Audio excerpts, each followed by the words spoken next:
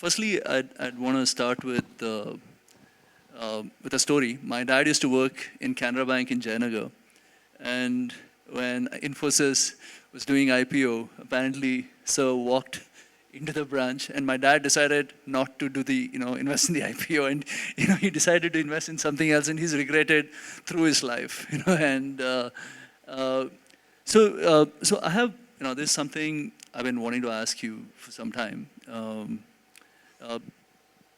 One of the things I think at Zerodha we follow is this whole when in doubt disclose, which, you've always said it, right? I mean, even though we are not a listed company, we take every opportunity to disclose, set the expectations right. And you've done this phenomenally well. And, when you look at the public market ecosystem today, what do you think is going wrong? Because, there haven't been companies that are generating wealth. I think Infosys did a phenomenal job in generating so much wealth for everyone, right? And almost I think 90% of all the IPOs are below the IPO price today. What do you think is going wrong today? In the public market ecosystem, No, I think it's our public markets are doing pretty well. The index, BSE index is going up. The NSE index is going up. They're all, by and large, most of the companies are doing reasonably well. It's, of course, Rajiv probably would be a better man to answer this because he has a much better grasp of macroeconomics. I am a microeconomic guy. My view is that it's not a bad time because by and large of probably about 2,800, 3,000 companies that are there, as usual, the BSE 30 is doing well, NSE 50 is doing well. That's it. So as far as public markets are concerned, the valuation are somewhat higher. The reason is very clear because the focus of the foreign institutional investors has been much higher on the Indian market in the last 3-4 years because they were all in some way trying to de-emphasize China and Hong Kong and a few other markets. And therefore, some of that has come to India. And you know, Nitin, much better than I do, that we Indians have a tremendous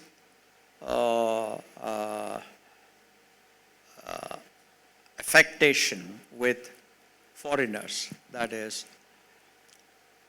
for every dollar that comes from abroad, we think that the Indian market probably adds $10 or something like that. So because the foreign institutional investors have been participating in FPI, I think it's doing pretty well. So I don't know if I can complain about the Indian public markets, except that, I am comfortable with a PE of between 7 and 15. Generally, that is the way I am used to.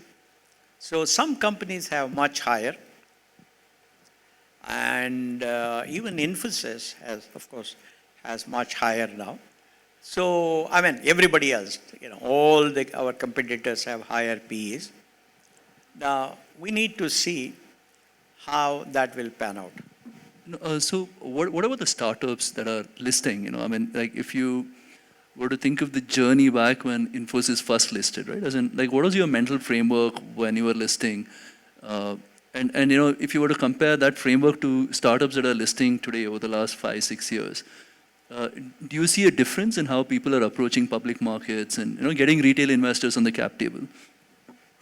Well, I think the entrepreneurs of today are clearly much smarter than we were. There is no doubt about it. Absolutely. For several reasons. See, the biggest competition is in the market for revenue and the market for talent.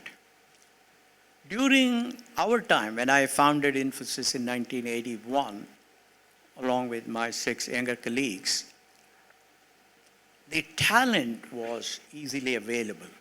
For example, where at PCS, where I was head of software, we had about 20 BTechs from IIT Bombay, including Nandan.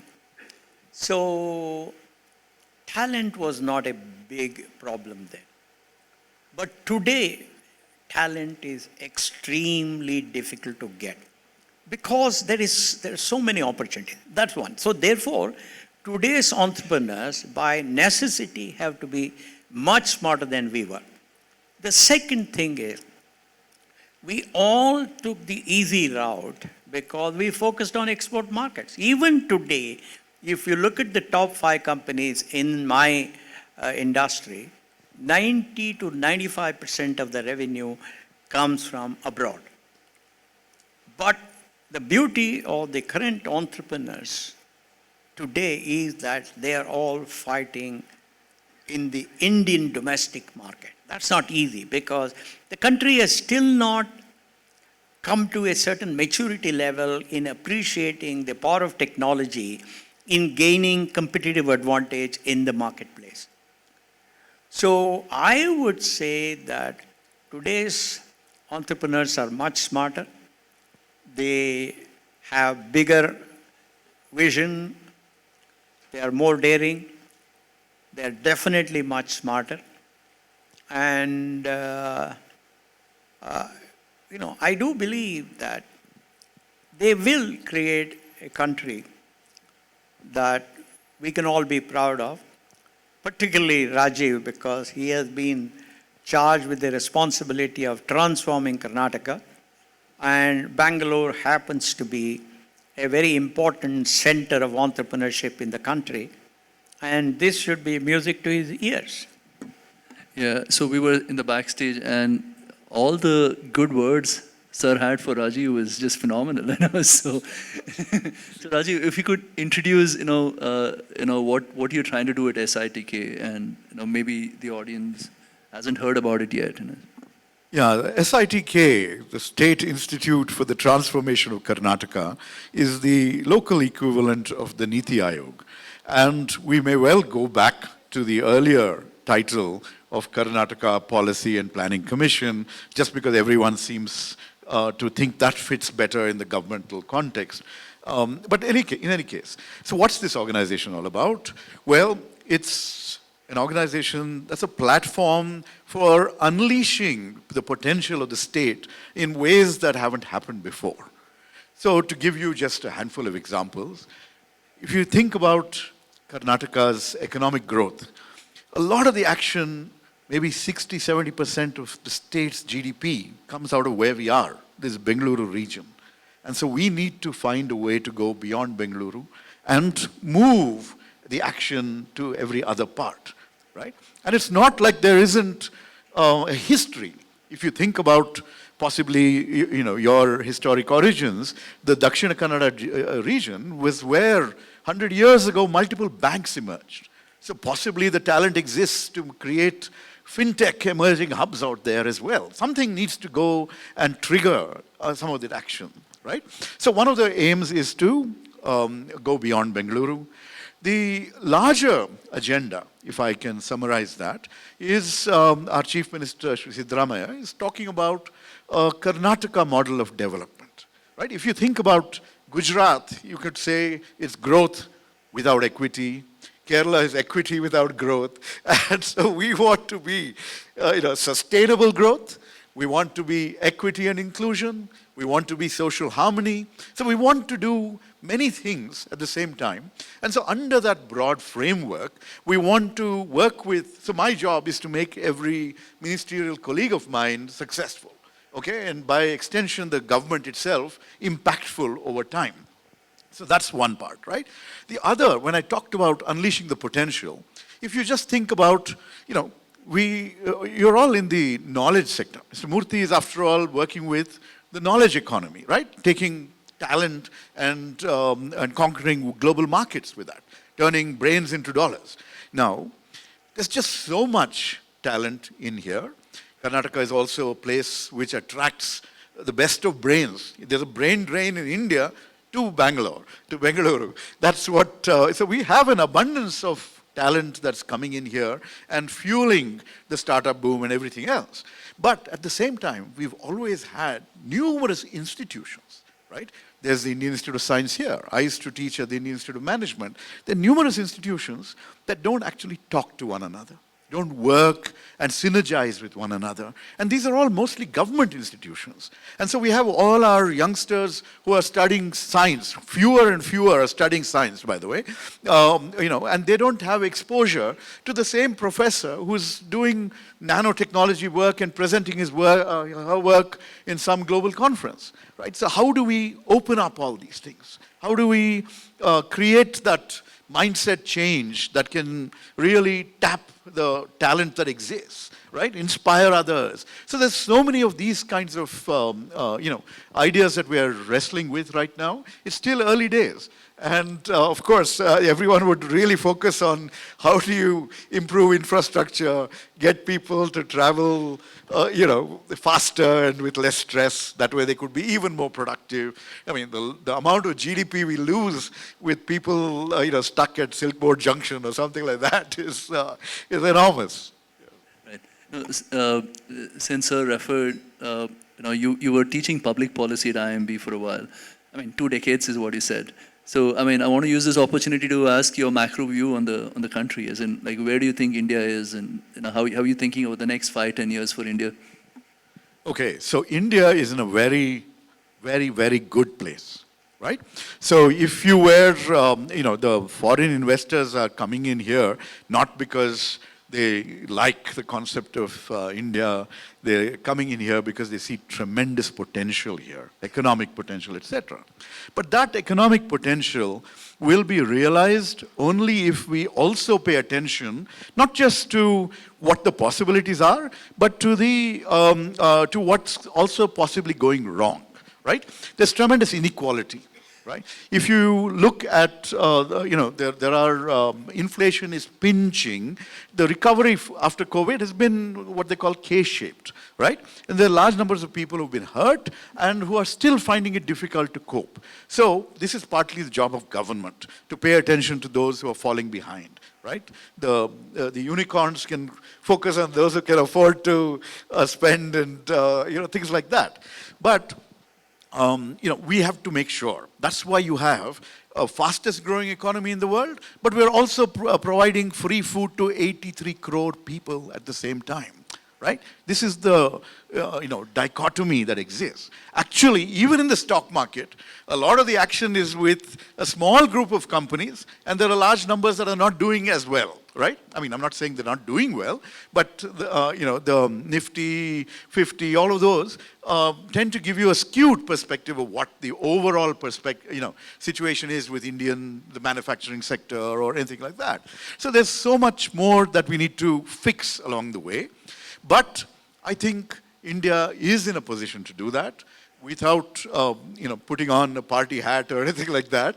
We've, since liberalization, we've seen a lot of change. And we need to make sure that that change continues to focus on opening up markets, opening up opportunities, getting out of the way of entrepreneurship.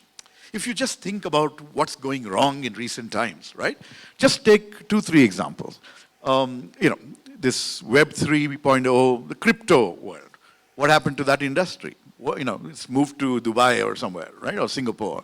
Because, it's not like it had to be cryptocurrency. There were other possible uses, but we basically decided to go after them with some kinds of taxes and stuff of that sort, and off they went somewhere else. We're about to do the same to the gaming sector. Online gaming's just been given not only has it been given a tax rate equivalent to gambling and betting and all that sort of thing, but there's a retrospective tax that they've just imposed on them, which is probably going to shut down all these guys. Now, if these guys shut down, that is, or move somewhere else, This is cutting edge technology which we're going to miss out on. So what is, in this case, the central government thinking when they do something like this? Okay, so these are some of the concerns we have. So why self-goals along the way? Okay, to this grand future that awaits us. That's really the challenge before us. Got it. So I started trading the market in the late 90s, and I've, every time Infosys results, I've tracked it very closely. And I think one of the things that you followed through your journey was, like this whole underselling, over-delivering, right? And Under-promising. yeah, under-promising, sorry, yeah, under-promising. Underselling. Got it, yeah, sorry, under-promising, over-delivering. Do you think that has changed in the world today? Because we are constantly seeing people over-promise, under-deliver. As in, what has changed, and what would your advice be to budding entrepreneurs and people who are probably going to go list their companies soon? Well, I don't blame the young entrepreneurs. They are, as I pointed out, they have a grand vision. They want to grow well. They want to reach good valuations. There is nothing wrong with that. However, what has happened, as you know perhaps better than I do, is that in the last 5 to 8 years, there was considerable amount of money, venture capital money, that came to India. Now, as the professor would tell both of us, when the demand increases, that the demand for investment in enterprises increases, and the supply doesn't increase, what does it happen? The price goes up. So therefore, what happened was that the VCs were looking for good ideas. There were very few of them, but there was a lot of money that came to India, and therefore the valuations went up. Second, the entrepreneurs, obviously they're human like you and me, and they're young. They're not 78-year-old like me. They're in their 20s and some maybe in 30s. They obviously want to obtain as much of money from the VCs as possible. However, for some reason, we in India have not developed a very robust model of market estimation. We do not have market research companies that can go deep into the market, go into the trenches, and then give an estimate of the market opportunity with a very high level of confidence. With the result, starting from 1995, we have been overestimating the market. As you know, I don't know, you may know, you may not know, but definitely Raji would know. In 95, a lot of American and European companies came, assuming that there was 200 million urban Indians who had enough disposable income to buy their products. But they were all disappointed because there was really nowhere near 200 million. That tendency to inflate the market has continued because we don't have good quality. For example, we at Infosys used a wonderful market research company, survey company called Feedback, which was founded by Mr. Ravi Chandar, who today runs the Bengaluru International Center. Frankly, I haven't come across a better market research person than Ravi. But that kind of quality in market research doesn't exist for whatever reason. And second, because there's so much of money that the venture capitalists have to invest in entrepreneurs, the depth of due diligence has also not been as good as you would want. With the result, lots of money was given to many of these entrepreneurs, and they're youngsters. I mean, you can't blame them. They also bought into this whole overestimation. When you think you have to be prepared to handle a huge market, naturally your expenses are also higher, right? So what the result was, we created huge losses in our companies, the startups. The entrepreneurs were disappointed. The venture capitalists were disappointed. And to some extent, even the investors were disappointed because it became, to some extent, like a Ponzi scheme. Because an investor, a VC who comes in at Series A would want to sell part of his thing at Series B. This rarely happened in the past all over the world. But in the last probably 10, 15 years, this has become the norm. And finally, certain people were left holding the baby.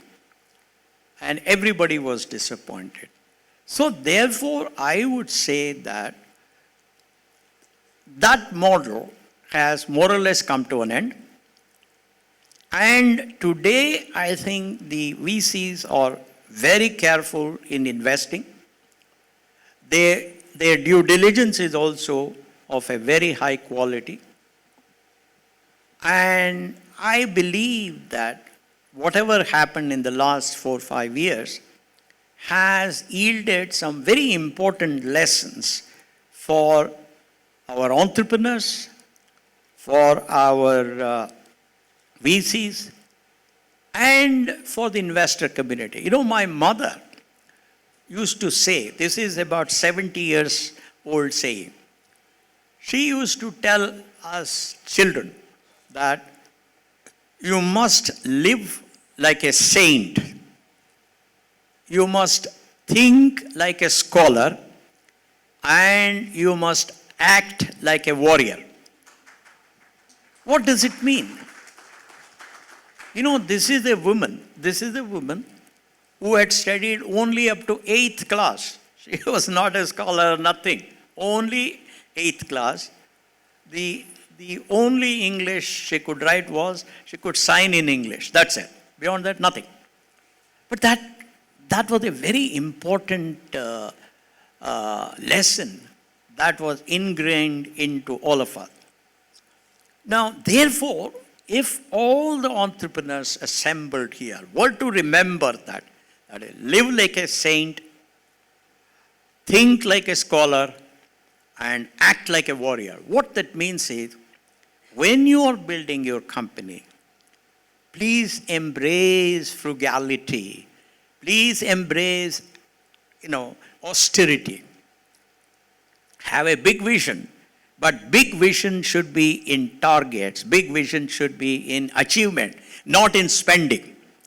Second, think like a scholar. Think about your idea very deeply, very carefully before you start pitching it. Make sure that your idea has a differentiated business value to the customer or differentiated value to a consumer compared to all other existing ideas.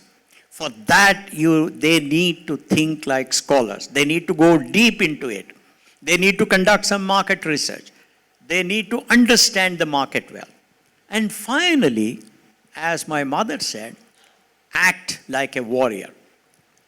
The beauty of a warrior is when you are in the trench out there at the border, you have very little comfort. It is very painful. It is very dangerous. You don't know whether you will exist tomorrow or not. But you have to be daring. You have to think of unusual methods of survival and success. So therefore, my friends, if there is one message that I can give you people is, every entrepreneur must live like a saint, think like a scholar, and act like a warrior. That's what I would say. Thanks. Yeah, Rajiv, How do we follow this, man? Anyway, go ahead. yeah, so when we started Zerodha back in 2010, we were like the first brokerage firm in Bangalore. And, a lot of people ask me, why you start? You should be in Bombay. I mean, even today, a lot of people think we were somehow based out of Bombay.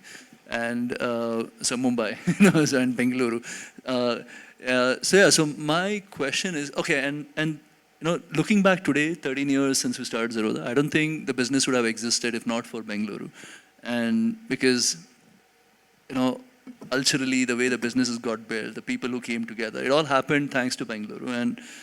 And it hurts when you see the brand Bengaluru taking a beating. And it's just not, I'm just talking about it not in any party context. It's been taking a beating over the last few years actually. Just the better weather, better people isn't enough, anymore. So what is the government thinking? I mean, now that you're in a place to influence some decisions, how are you thinking about it? What can be done? Is there something you need from, folks like us? And like, how are you thinking about this? Okay. So, I grew up here. I'm a Mandina Maga, as they say, son of the soil, and spent about 17 years in the US and came back. I was a professor there, and then I came back to India in 2000. And the Bengaluru I came back to was a very different city, right? It was a city brimming with entrepreneurship, Mr. Murthy and his company leading the way. And these are people who were not born to billions, but basically who created that value along the way, right? So that was very inspiring. But there was also a spirit of social entrepreneurship, of giving back, just like you guys with your Rain Matter Foundation are giving back to society, right? So all of this was there, and that buzz of giving back to society, whether it was the Bangalore Agenda Task Force with Nandan and others who were leading, things like that. It was a very, very wonderful time to be back here. And that same spirit and energy has continued. It's emerged with newer forms of entrepreneurs and startups and things like that, attracting a lot of wonderful talent. But somehow the government and the city have not kept pace, right? So we're not able to walk a certain distance without getting onto the street because the sidewalks are all messed up, the footpaths, that sort of thing. But more than that, the volume of traffic is creating a situation where we're not able to be as productive, and we are actually quite stressed, and it takes us hours to get from place to place, etc. So how are we going to fix that? That's really one of the central issues, right? Now, happily, the next few days, that Purple Line Metro will be connected between Bayapanalli and K.R.Pura. The moment that happens, you will see people anywhere who can access the metro right now will be able to get all the way to Whitefield taking public transport. But I haven't stopped there. And our government, our dynamic Deputy Chief Minister, Shiv Kumar, he told me just go ahead and see what else we can do. So I've been coordinating with a number of agencies and saying, that's part of the challenge with government, getting people to come together and saying, okay, now that this is happening, can we create last mile connectivity? So the BMTC is going to launch feeder buses from K.R.Pura to the outer ring road, which is not going to get a metro for quite a while. So from K.R.Pura to Silk Board, you're going to see every 5 minutes, you're going to see buses running, etc. So if we can, and there's a civil society campaign called Private to Public. right? And we're literally going to get people to say, look, I'm going to switch a couple of days a week to taking public transport. So if this works, suddenly the load on the streets will come down. But it's not going to stop there. We need more infra like this. There are different dimensions of that we're talking about. And if we can make the city commute come down dramatically, it would make a huge difference. I've been campaigning for something called suburban rail for 15 years. And it's still, it's like a mirage. It's still not happened. It's a very simple concept. There are existing railway lines in 8 directions in Bengaluru city, Indian Railways. Just use those so that you can get from Yeshwantpur to Whitefield in 20 minutes instead of having to go through everything else, right? See, I lived in New York City. You have metros, or in Philadelphia. When I got my PhD at Wharton, there would be trams on the street, there were buses, there were underground metros, and there was suburban rail. Right? All of these were, they were all part of the mix. And that's what we need to institutionalize here. It's been a challenge, for example, getting Indian Railways to cooperate because they see it as a loss-making venture. And I keep telling them, sorry, boss, we'll get enough companies to sponsor and make sure you at least break even. Right? And there are all sorts of possibilities. And the nice thing is, when you think about buses in this city, we don't just have your regular buses, you also have your what we call Volvo buses, which I sometimes take to the airport, which are air-conditioned, and so it allows people who demand different levels of service to also partake of public transport. So that's the way we need to think. And if we can start bringing in these infrastructural changes, that's one huge dimension. But I'm still holding on to the mic. So let me point out the other thing that I just mentioned, your Rain Matter Foundation, etc. Right? See, we've, over the decades, messed with our lake ecosystem. We've seen crazy things like floods in the city. I mean, we're perched 3,000 feet above sea level. We've got 4 major valleys draining us. Instead, what are the stories we hear? Floods, Bengaluru Lake catching fire. So what's gone wrong? So what we need to do with the talent that's in government, with the passion that civil society has, we need to come together. And we need to fix many of those things in such a way that it's not just the weather, it's everything else around Bengaluru that comes alive. And there are others. For example, Prashant Prakash is talking about reinstituting a festival of Bengaluru once a year in December, which makes this a tourist destination from around the world. Lots of other things can piggyback around this. And suddenly, in the process, we identify a lot of other things that are hidden and make them accessible to the public. There's just so much we can do. This is, I should just stop here for now, though. Got it. And you were saying this whole carpooling was just a misunderstanding in the press is... So that, it's amazing how the media, since this is sponsored by the media, I should be kinder. But the basic point is, suddenly when a headline comes, carpooling is banned. And some of our leading citizens like Kiran Mazumdar tweet and say, this is madness. Well, of course it's madness to ban carpooling. What is banned is commercial use of private vehicles. And that stands to reason, right? There's a regulation because if you're going to use your private vehicle commercially, then there are other things like insurance in the case of an accident, various other things we need to think about as a government. So basically, we don't allow private vehicles, what we call whiteboard vehicles, to do the work of taxis. Now, nothing is coming in the way of carpooling. There needs to be a regulatory intervention, right? So basically, that's what, I mean, when the carpooling entrepreneurs came by, I took them to the transport minister. And I said, look, let's sit down and think about how do we facilitate this. If the current rules don't allow it, doesn't mean we have to live with them. Let's change the rules, right? And so that's where we're moving. And so there's a little misunderstanding on what is that carpooling app doing. Is it making money off of carpooling, or is it sort of solving the information and coordination problem that exists when people want to carpool?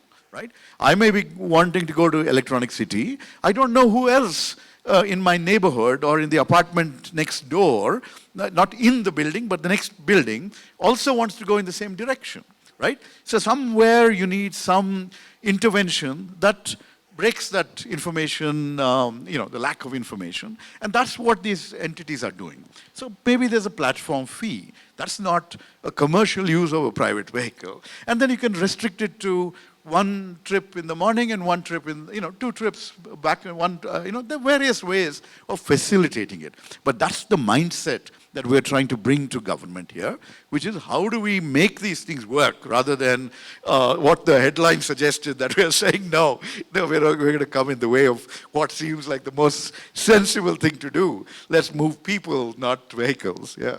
Thanks. Nice to hear. I think we'll do some audience questions. Yeah. Okay. Well, ladies and gentlemen, we're going to open the floor for questions, specifically for the 40 under 40 achievers. I think this will be an opportune time for you to learn, so I'm going to request you to raise your hand really quick. We'll quickly pass the mic. Yes, sir. Can you keep your hands raised a little higher? We'll spot you. We'll get the mic for you. I believe we've got 2 gentlemen here. We'll come to you, sir, first, and we'll come to you next. Can I? Yes, sir. We'll start with you. A very good evening to you. Dear sir, Mr. Murthy, this question is for you. What advice would you give the young entrepreneurs? Let's say if you had to start all over again, let's say you're 25 today and you're starting Infosys all over again. You spoke about frugality. I mean, that's absolutely admirable. And I also wanted to know, is it true that you once fell off your scooter when you were with Mr. Nandan or someone, one of your colleagues, long back, during the 80s or something? Bass. Somehow I find in India we increase the bass. Put the volume up. We'll just increase the volume, please. Also reduce the bass, Reduce the bass, increase the treble, and Reduce the bass, the bass. Yeah. What was the question that you were asking? Yes, my question to you is, how would you start Infosys if you had to start all over again? Let's say you're 25 today. What would you do that you did not do, those days? At least 3 things that you would do and 3 things you would avoid.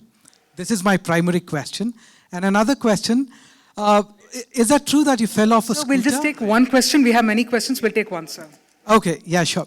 What are the 3 things you would do and what are the 3 things that you would not do? Thank you. Well, first of all, thank you for that question. Congratulations on you being one of the 40 under 40. Rajiv spoke about a very important issue in the economic and social progress of a country, and that is mindset. If India has not achieved what it aspired to, it is purely because of our mindset. So I am a person of the 60s and 70s mindset. So I have to now imagine what it is to be like you. Let me try. But because there are some time invariant and context invariant attributes that all of us, whether it's you or me or anybody else, has to follow. And the first one is, once again, I come back to what my grandmother used to say. And she would say, look, worship Saraswati, Lakshmi will automatically come. Therefore, what I would do today is, I would first spend a little bit of time on how good my idea is, whether it provides differentiated value to the customers or consumers compared to all other existing ideas, or whether it is creating any discontinuity in the marketplace. That is, nobody else had thought of such an idea. Second, I would conduct a very simple, inexpensive market research among my friends and relatives and whatever it is, without telling them that this is my idea, I want to become an entrepreneur with this. Because I want to hear their honest feedback. And I would use that honest feedback to look at that idea even more deeply and then modify it if necessary or improve it if necessary. Next, I would try to express the power of my idea in a simple sentence, not a complex sentence, not a compound sentence. Why do I say this? It is because a simple sentence is easier to understand by customers, by venture capitalists, and by even key employees. If you're trying to attract key employees for your idea, then a simple sentence is the best way to express the power of your idea. If you're going to a prospect, he or she doesn't have time to listen to long presentations by you. Therefore, you must learn to express the power of your idea as a simple sentence. And VCs, they receive hundreds of applications and they have to sort out the good ones from the not so good ones. Probably 99% are not really great ideas. So in order for your idea to stand out as a gem of an idea, you have to use a simple sentence and communicate the power of the stunning value that you are going to provide. Then, I would bring together a team of people who have mutually exclusive but collectively exhaustive set of skills, expertise, and experience. I'm a great believer that the success of a startup depends on the power of sales, and finance. Then, of course, your technology idea, they're all needed, but you may have the best technology idea, but you don't have the ability to sell. If you don't have the ability to use finance very carefully, control costs, and leverage your money to get the best result, then it's not likely to take off as well as you want. So you need people who are experts in sales, you need people who are experts in finance, you need people who can spot talent and make great simple presentations to them and attract them, etc., etc. So you need mutually exclusive but collectively exhaustive set of skills, expertise, and experience. Fourth, when you select this team, you must make sure that all these people have an enduring common value system. Because entrepreneurship is all about making sacrifices. It's a very hard journey. It's being away from family. It's making huge sacrifices in comfort. Therefore, you must be 100% sure that when you are sleeping, nobody else will put his or her hand in the till and take it away. So therefore, you need 100% implicit trust in every one of the key members of the team. For that, all of you must have an enduring common value system. I think if you can focus on this, and finally, as I told you, all these people must ingest the idea that I said, what my mother used to say, that is, live like a saint, think like a scholar, and act like a warrior, because speed, agility, nimbleness, Spartan ability to achieve extraordinary results, these are the attributes of a warrior. So therefore, I would say that the entire team that comes together with you has these three attributes, then you were likely to escape. But there's a very important last point, and that is, there is no other important attribute for a leader of a startup than leadership by example. I took 1/10 the salary I was getting, but I gave all this, Nandan, Chris, everybody 20% higher salary. Then they realized that this man is not out to exploit us. So therefore, in fact, until I retired, I used to take the same salary as all my younger colleagues, even though I used to get probably 20 times their salary before I founded Infosys. Now, similarly, we travel economy until we reached a revenue of $1 billion and a net income or a net profit of $280 million. That is 28% after tax. Now, why did I do all of that?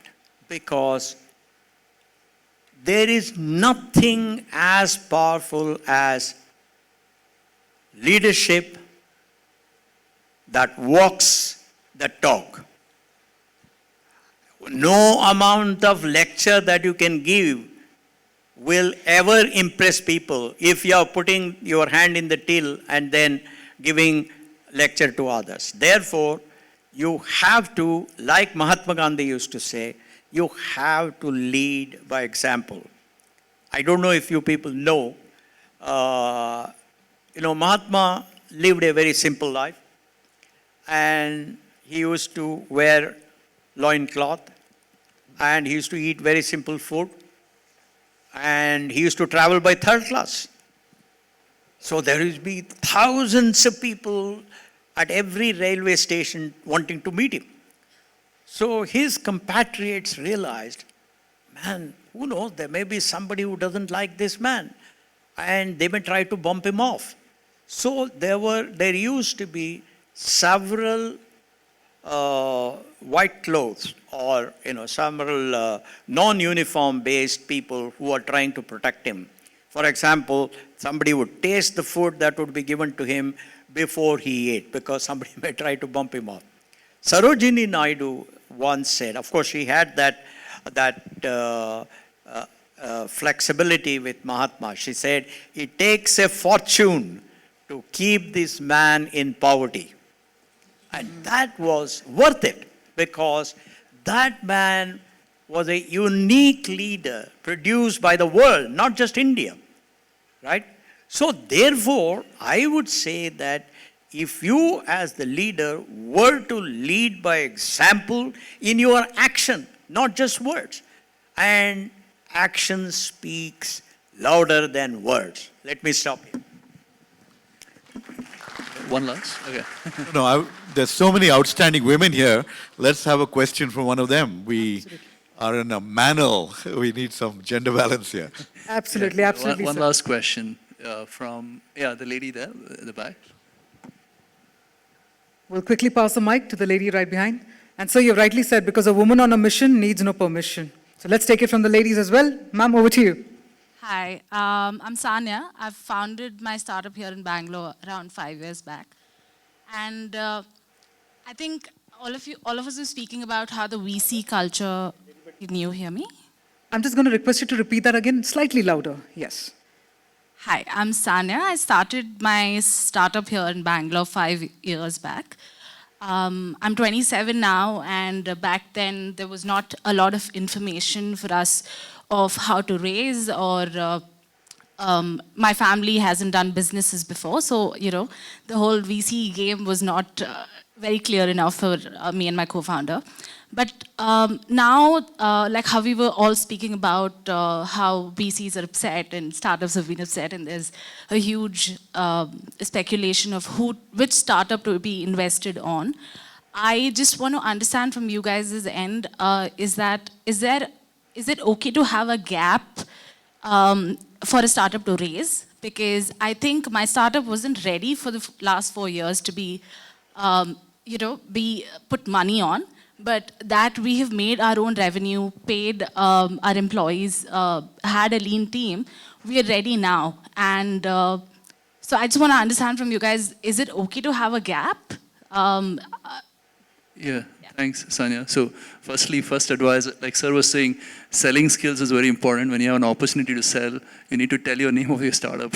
You don't want to miss out, with so many people in the audience. And what is your startup or what do you do? I mean, that should be your first line, so.